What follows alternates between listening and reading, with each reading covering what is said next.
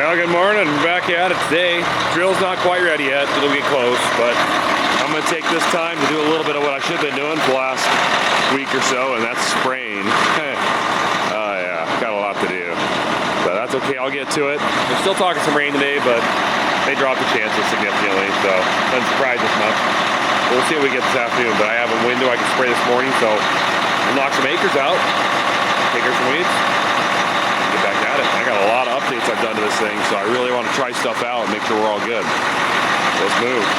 4.5 hours later, and I've got, what, 40 acres sprayed? So what is that? Oh, about 10 acres an hour. Yeah, it's just been a nightmare. I decided it was time to do a bunch of firmware updates on all the Raven controllers, the RS1, the Viper, just everything. And it just takes a while because everything's got to download a firmware, update it, and then there's these controllers that need updated. And anyways, I was hoping that'd fix a couple problems I had. It didn't. What's going on with my auto boom is just constantly losing sensors. I'm pretty sure at this point it's not the sensors. It's either a harness is bad or a terminator is bad. So I'm gonna go get some terminators. I just gotta get it done. I can't spray with it like it is. This weed, it really needs a level boom to work properly, and I don't have it with what I have. So I'm gonna make some trips. I'm gonna see how the guys are doing too. Maybe I'll just put off spraying for now. I really need to get it done, but until I get this figured out. So it's just fun. Just keep on grinding. So that's what's going on. All right, well, we skipped a little bit there. Apologize about that. As you can see, the wind showed up. We got it all calibrated. It's in the field. Took it out to wing it out, and a hydraulic hose blew off over here. It was all wore out. So we just got a new one put on it. So we're gonna lift it back up because we got a bunch more leaks and stuff we found. So we're gonna take it back to the yard. This wind is just bad again. What's really sad though is this land that we've seeded is so dry. It's so dry. It's just blowing. So anyways, I'm gonna help him wing this thing up here. Otherwise, tractor's running really good. AC's working again. Cart's metering properly, got that all fine-tuned. Just a bunch of hoses that just need replaced. But man, it's, yeah, we were talking half-inch rain, and now they're talking half of a tenth of rain. That's a different sight in the shop. I'll show you why you're doing this. It's getting later in the day. It's supposed to get below freezing tonight. It's storming something fierce out here. And while we were changing some hoses on this and getting this thing set up, we found some cracks in the frame that I don't like.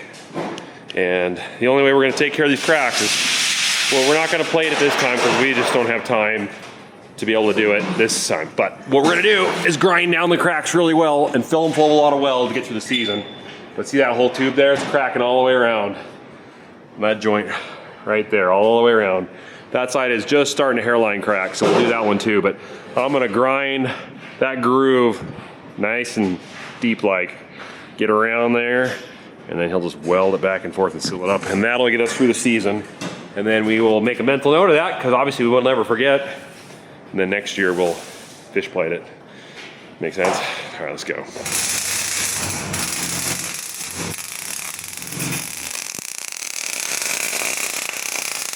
Since we have two of these toolbars, I went and checked the other one. Sure enough, there's a crack, but it's not very big, it's small. So I think we'll just run it and just know it's there, and then maybe on a nice day, if we have them back in the yard, we'll take care of it. But yeah, it's something that would have been really bad. That one was, if it would have broke, it would have been catastrophic. So I'm glad we caught that. It's cold, it's below freezing, but you know, we're not putting inoculant down. I got the tractor started.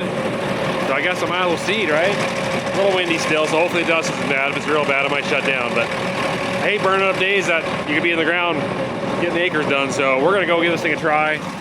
Since we got the updates done to it, like fixing the frame and a couple hoses and hydraulic leaks, I'd like to get this thing calibrated in the field. Well, it's calibrated. Get it set, depth set and everything, and try seeding if I can get going. That's one less acre we gotta see tomorrow, so let's get at it. Made it out to the field. We just set the depth. It's cold out there. I didn't bring the camera because it's cold. In the cab section, not too bad. My heater isn't working, of course, because, you know, it's ancient technology and we haven't got it working. We rarely use heaters in these tractors, except for this time of the year, once in a while. But I think we're good level-wise. Depth is correct. Everything's checking out A-OK, so I'm just gonna pull around, get in line here, and Let's start drilling some wheat. It's a little wintry out there. It doesn't look like it, but it is.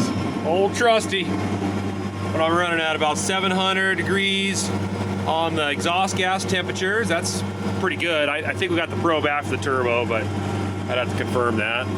Everything else is looking pretty solid on here. Putting down 65 pounds of seed, 50 pounds of fertilizer. That's correct. We check the level. It looks good. I probably should. We're gonna say I probably should nudge it over here, but I think we're good here. So, sweet.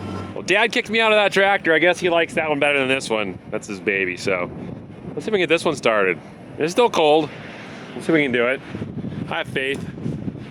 A little ether fixes everything. Let's try it once without ether. I'm just curious. She's trying. Oh, it's close. Here we go. There we go. There we hit. Good. All right, I'm gonna let this sit and warm up. Oil pressure. Okay. We'll let this sit for a bit and warm up. I'm gonna grab some food, and I'm gonna go join Dad.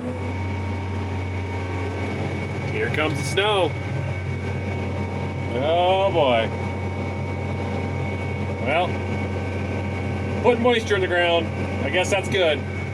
My blocking system also is not working because we have one of the original TP-Links that provides the Wi-Fi. It's up there on the cart to the whole recon system, and it's old. It's dying. We got a new one coming, but yeah, it just keeps dying. So kind of flying blind there. That's a bummer, but oh well. That's all right. We're just gonna go with it.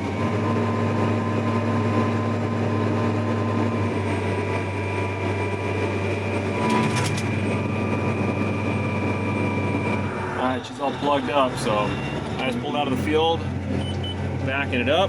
Oh boy, look at that. What a mess. Look at those weeds. Gross. Gross. Well, I guess this is one way to get moisture down with the seed. Just drill it in while it's snowing, huh? Yeah, I think this will probably be it for the day. We'll shut down after this. Little strip left over there. Dad's coming up this side over here. He'll be done in a minute.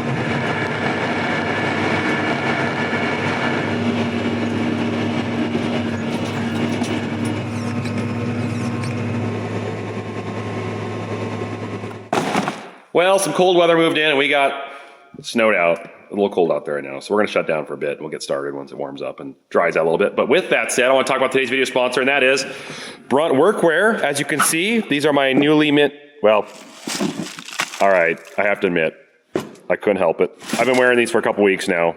But these are the new USA Marins, and I'm excited to show you them. Let's clean these up real quick.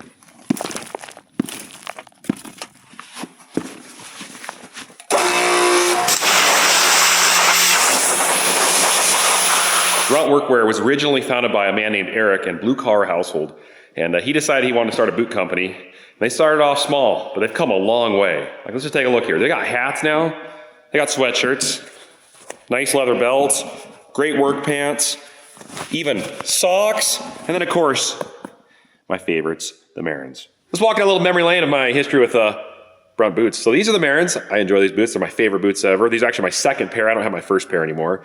And these are I was really excited for because they got the toe protectors in the front. And I tend to wear out the front of my boots. I don't know why. And these stop that significantly. In fact, these boots have a lot of life left in them. But not long ago, they came out with a USA welted version. These are the Goodyear welted Marins, made in the USA. They got the little American flags on them. These boots have seen some use. I've used these all last year. Tough boots, still got a lot of life left in them, as you can see. But these don't have the toe protectors in the front. They're composite toe, but you see the holes? See that? See those wear marks? That's what happens to my boots. These are the new and improved Marins from Brunt. Still USA, with leather sourced locally. And these are the Goodyear welted.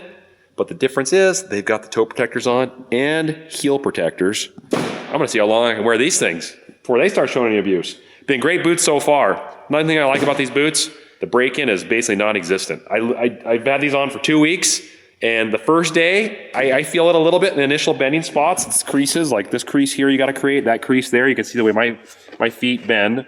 To make that one initially, you feel it first day. After that, it was like I was wearing my old boots. I really, after I put these on, these ones feel the same as these and these. These Marins are electrical shock resistant, waterproof, and flame resistant. I actually didn't get it on video, but had to cut a number of trees down on another property we have, and I had a slash pile I burnt.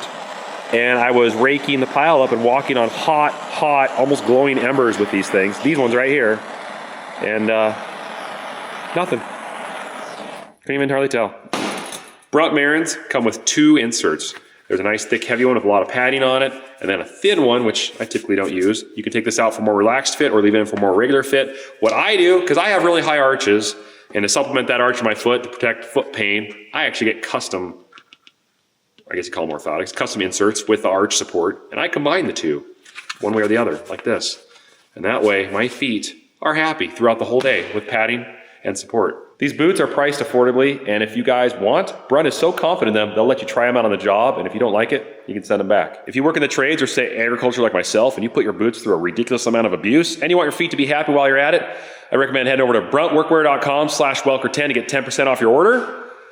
And I would highly recommend checking out the Marins USA welted version. Good stuff. So, all right, we'll see if the weather's getting any better. We'll get back up the field and get the spring farm work done. Okay, we're back. It's a little bit warmer today. Not by much, but the wind's not blowing and it's not snowing. So those two things make a big difference. I guess we're gonna fire the fleet back up again. And now we'll be able to treat some seed because when it's below zero, treat seed isn't so good. So now that we're just above freezing, we can take care of that. So I'm gonna take the tractor over, I'm gonna get her all greased up, just check a couple fluids on it, go through the drill, just check a couple things, then we'll top them off. And then we're gonna head about 10 miles north and start seeding some land we haven't seeded ever before. Picked up a couple acres this year. So not excessive, a couple hundred acres, but it's kind of neat to see a little expansion. So be a first for us. Let's go up there, let's drill that wheat, get it done. And I think we're on the home stretch, a couple days left. If everything goes smooth, we'll be done.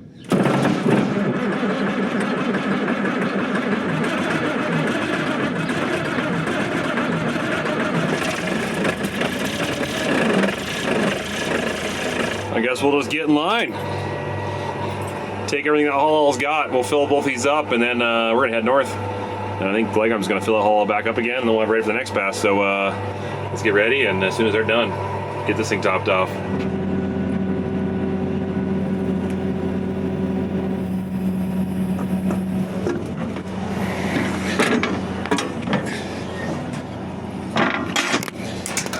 Here we go. This is land I've never been on before. It's not terribly far from the farm. Probably about 2 miles from our, not even that, mile from our nearest field. 2 miles, maybe something like that. It's amazing though, just this far north, how much more moisture is in the ground here than where I was just at 5-6 miles south of here. Literally seeding in the dust back there. And here, there's moisture. They grew some good crops up this way.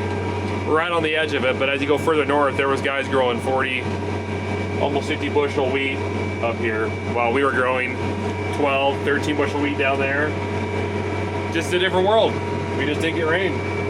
Really got missed by the clouds and the rain, and there was a couple big rain showers up here that hit. So it's pretty cool being up in this area, which is like crazy because it's only just a couple miles. But it's fun. Got more stubble here too than some of our stuff. I like to see that too. So that's good to see. So far, rig's running great. Just kind of playing at the depth a little bit.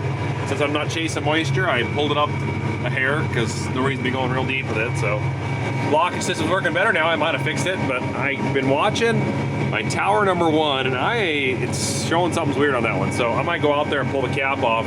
Maybe there's a little feather or something floating around on the top that's causing it to do that. So we'll find out soon enough. Sure soft soil, wow. Amazing how soft it is. That's good. Seed doesn't have to work real hard. I should say the roots and sprout don't have to work real hard to push through some of that. All right, this is the one that's been giving me the weird reading. So the question is, why is it so much less than the rest of them? I'm just looking to see if I notice anything weird. All the boots are on. I'm closing the boots. Let's see here. That's what I was curious about. Looks like the main line is good. I want to take a peek in here. Maybe there's something floating around in this.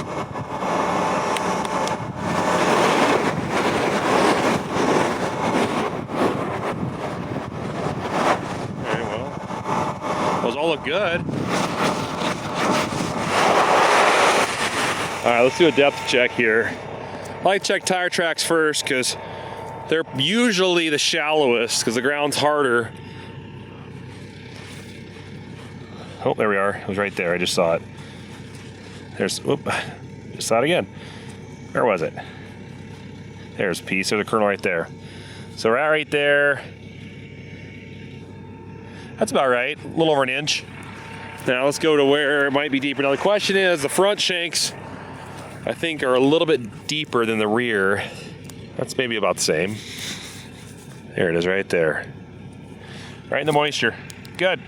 I like this depth better. Let's go with it. One of the downsides of a hoe drill, like what we have, is if you get a shank that's slightly bent or something, this one I was looking, I could see more moisture being pulled up in this one. If you stick your finger down, it's all of probably an inch and a half, inch and 3/4, compared to that one is barely an inch. So, I mean, the shank's bent a little more and it's ripping that one a little deeper, but there's not much you can do about that other than just put a new shank on. Which means probably what we should be doing. Wheat's not the toughest plant when it comes to emergence, but it's not bad. That inch and a half is not too deep for wheat. If the ground is soft, it's got moisture and it can push, it'll come out of that, no problem. But if the ground's hard, a little dry, anything beyond an inch and a half to 2 inches, you start getting in the zone where it might not make it out of the ground. It'll die before it emerges. So that's why we like that inch and a half, inch, somewhere in that area is a good place to be.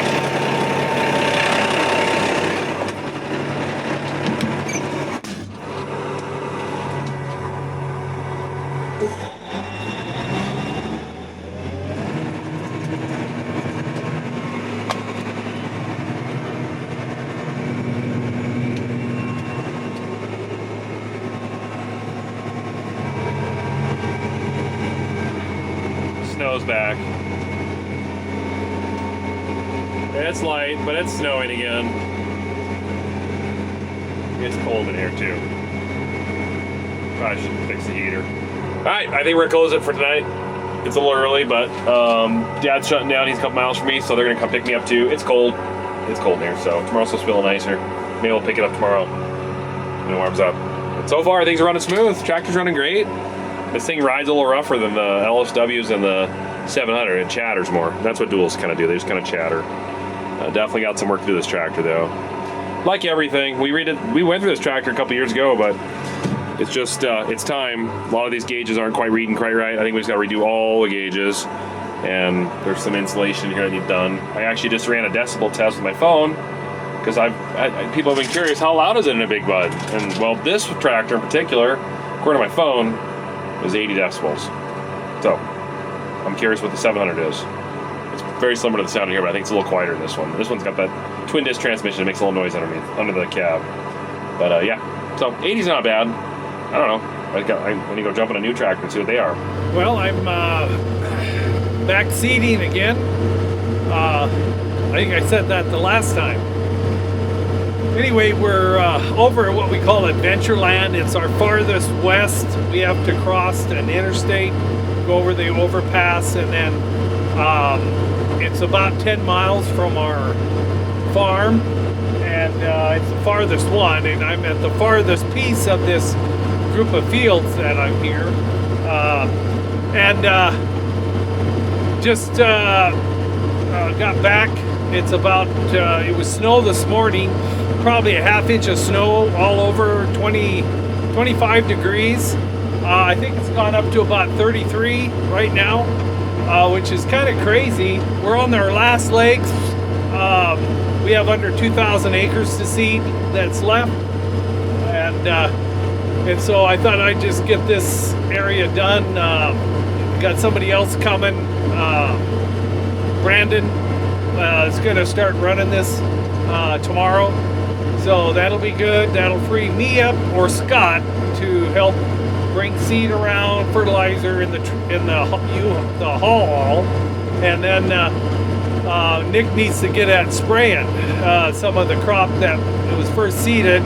There's a little bit of it that might be coming up. He's got some of it covered, but he'd like to get that done. And when it finally warms up, we're going to have in the 50s to 60s this week. So it should take care of that. Had a little issue. I got into the tractor, got it started, got it warmed up, fixed a clamp on the drill on one of the shanks broke, put a new one on, got into it, turned the fan on, and then pulled away, and then the monitor showed there was nothing going. This monitor right here, see right now, that's a good sign. There's no red. It was all red, and I'm going, what? And so I stopped, got out, and looked. I should have showed you guys what had happened. You know, I'm not trained. Anyway, some reason, all I can figure out is that when I first started, the fertilizer was looking, the sensor was looking for the speed, couldn't determine the speed, and ran it up there to a high volume, which dumped into the tubes out of the seed roller, and there wasn't quite enough RPM on the fan to carry that product to the back, and it piled up. Well, then that also, then when that stopped, the seed also. So I got back out, and it did clear out the fertilizer runs, because the air goes from the front of the cart to the back of the cart and then out to the air drill. The first tank is the wheat, the third tank is the fertilizer. We're not using the second tank because it is so dry. We're not figuring on a lot of crops, so we're gonna need to cut back on what's realistic. So we're not putting a lot of fertilizer on, so that means we really don't need that middle tank with any product in it. So I'm running with tank 1, tank 3. Well, it cleaned out tank 3 because that was a short run and all the air was blocked across the first tank, so then it went down and it blew all that out. But when I dropped the seed tubes down, there was 4 of the 7 plugged of the wheat. So I found a barbed wire, and I juggled it back and forth in there, trying to get it to go around the curve. And I got 2 of them cleaned out, and I put it back up, turned the wind on, and then it was a process of redoing that. Finally, what I did is I had an old sweatshirt in here for a rag, and I took that, and then I blocked off all the passages except for those, so I'd force the air to go down those tubes instead of diffusing out across the other ones. And I was able to finally blow it all out, and it's all clean. It's running. The numbers for this speed, this volume, that and the airflow, and that's the correct number.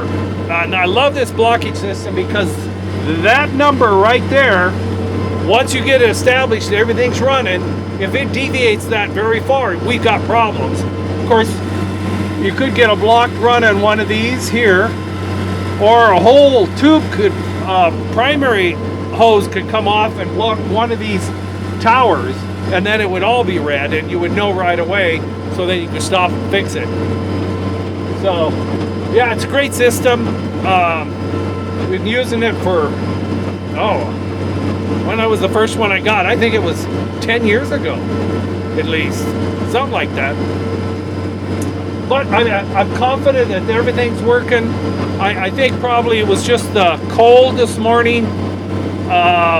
Somehow the meter turning, the oil was cooler, and it didn't sense it right, and it sped it up, and whatever. Okay, well, I'm lonely. This is only where the deer and the antelope play.